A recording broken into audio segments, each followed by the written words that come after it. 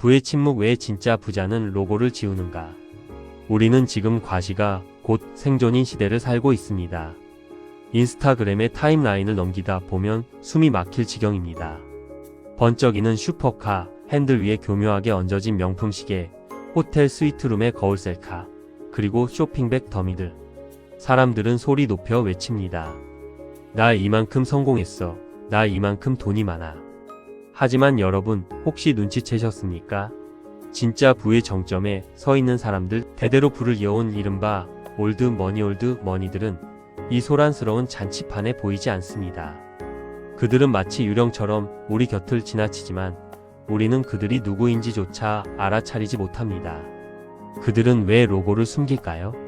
아니, 왜 로고가 아예 없는 부지 티셔츠 한 장에 수천만 원을 태우는 걸까요? 오늘 우리는 그 은밀하고도 치밀한 부의 요새와 그들이 설계한 진짜 부의 세계를 파헤쳐 보려 합니다. 먼저 우리가 올드 머니룩이라 부르는 이 현상의 본질을 이해해야 합니다. 최근 전 세계 패션계를 뒤흔든 콰이어트 러그저리, 즉 조용한 사치는 단순히 미니멀리즘의 유행이 아닙니다. 이것은 고도로 설계된 계급적 암호입니다. 신흥 부자인 뉴 머니들이 에르메스의 거대한 H 버클이나 샤넬의 로고를 통해 자신의 신분을 증명하려 했을 때 올드 머니들은 이탈리아의 로로 피아나나 브루넬로, 쿠치넬리 같은 브랜드를 찾습니다. 겉보기에 이 옷들은 유니클로나 무신사에서 파는 기본 아이템과 다를 바 없어 보입니다.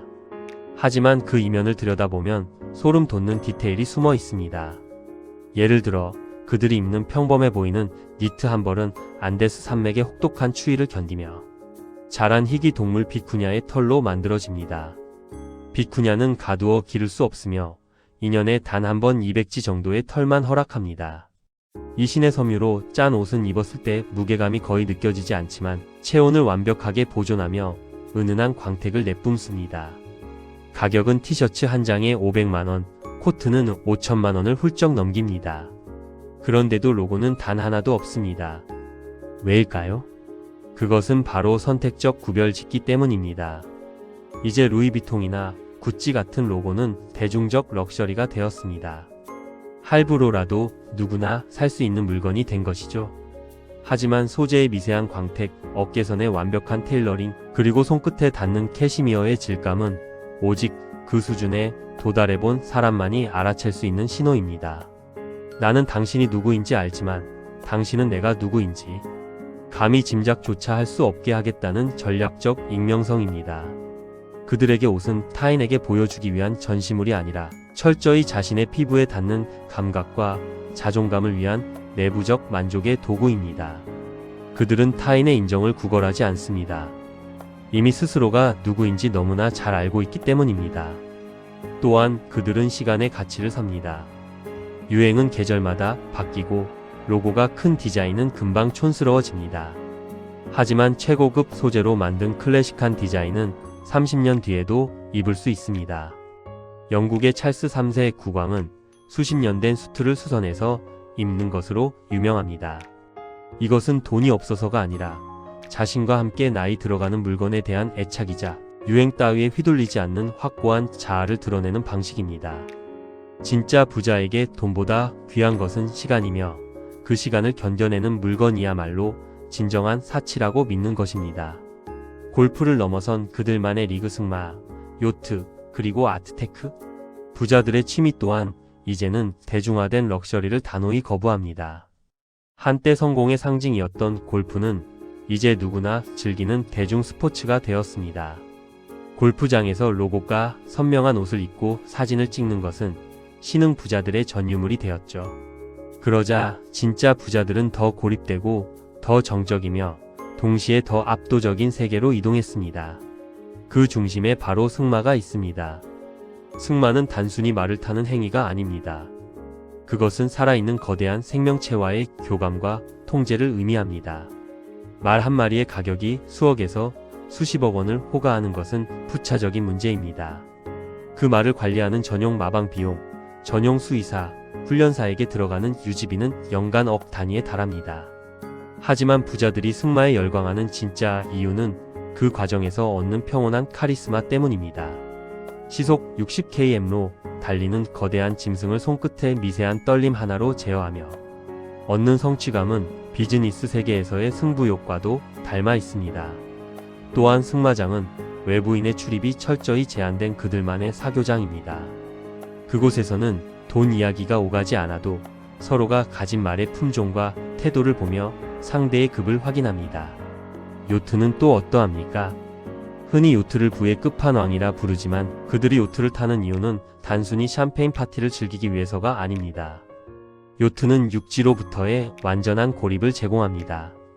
파파라치도, 대중의 시선도, 비즈니스의 소음도 닿지 않는 바다 한가운데서 자신들만의 왕국을 건설하는 것입니다. 수천억 원짜리 슈퍼 요트 내부에는 헬기 착륙장, 수영장, 영화관은 물론이고 미사일 방어 시스템까지 갖춰진 경우가 있습니다. 이것은 단순한 취미를 넘어선 움직이는 영토의 소유입니다. 바다 위에서는 국가의 법보다 선주의 철학이 우선합니다. 그 절대적인 자유를 위해 그들은 기꺼이 수조 원을 지불합니다. 그리고 최근 가장 뜨거운 영역인 아트테크 아트 마이너스템을 주목해야 합니다. 일반인들이 주식 차트를 볼 때 부자들은 캠퍼스를 봅니다. 그들은 왜 물감 몇 점 찍힌 그림을 수십억 원에 살까요? 그들에게 예술은 가장 세련된 형태의 자산 보존입니다. 화폐 가치는 하락하고 부동산은 정책에 휘둘리지만 전 세계가 인정하는 거장의 작품은 그 자체가 달러보다 강력한 글로벌 통화가 됩니다. 게다가 예술은 취향이라는 이름의 성벽을 쌓아줍니다. 돈은 많지만 무식한 사람과 돈도 많으면서 예술적 안목까지 갖춘 사람 사이에는 결코 넘을 수 없는 벽이 존재합니다. 거실에 걸린 피카소나 데미안 허스트의 작품은 방문객에게 수백 마디 말보다 강력한 메시지를 던집니다. 나는 세상을 읽는 안목을 가졌으며 인류의 유산을 소유할 자격이 있다는 선언입니다. 그들은 그림을 사는 것이 아니라 그 작가가 쌓아온 시간과 철학 그리고 그 작품이 놓인 공간의 품격을 사는 것입니다. 이들에게 소비는 지출이 아니라 자산의 형태 변화입니다.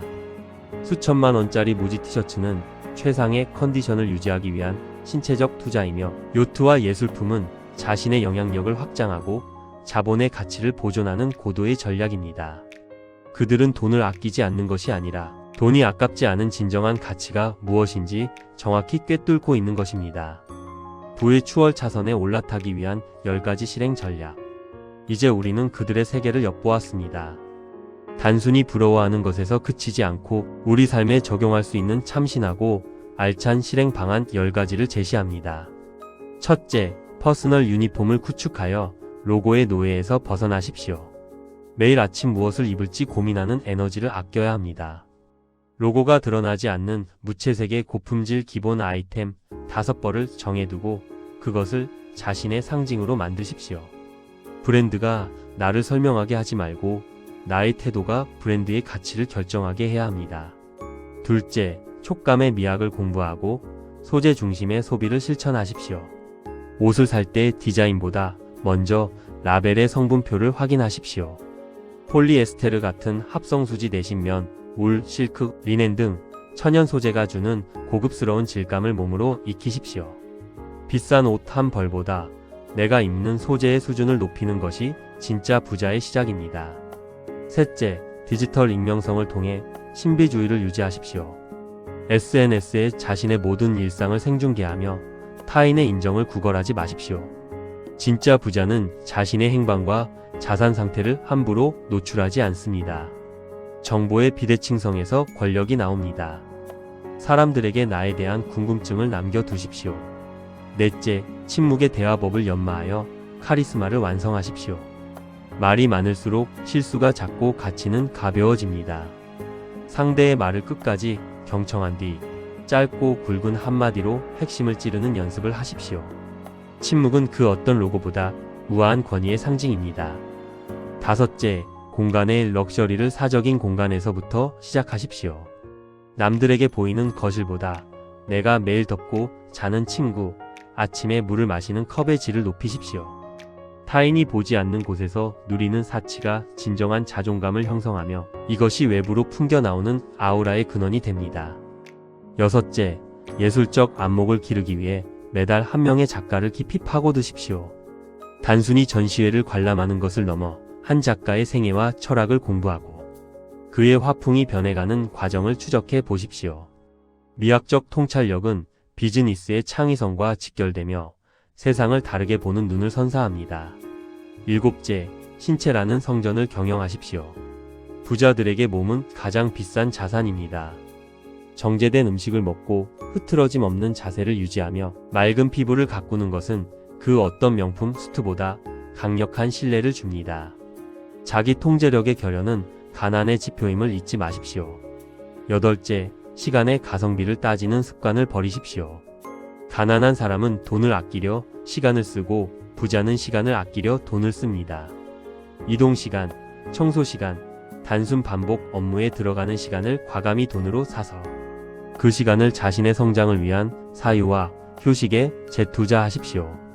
아홉째, 희소성의 가치가 있는 취미에 도전하십시오. 남들이 다 하는 취미 대신 고전 음악 감상, 서예 혹은 명상처럼 호흡이 길고 인내심을 요구하는 활동을 시작하십시오. 즉각적인 쾌락을 주는 도파민 취미에서 벗어나 깊은 성취감을 주는 세로토닌 취미로 삶을 채워야 합니다. 열째, 철학적 자산가로서의 로드맵을 작성하십시오. 내가 벌어들일 부가 세상에 어떤 가치를 더할 것인지, 나의 부가 어떤 유산을 남길 것인지 매일 아침 명상하십시오. 목적 없는 부는 방황을 낳지만 철학이 담긴 부는 역사가 됩니다. 이 이야기를 듣고 소름 돋았다면 당신은 성공 직전입니다.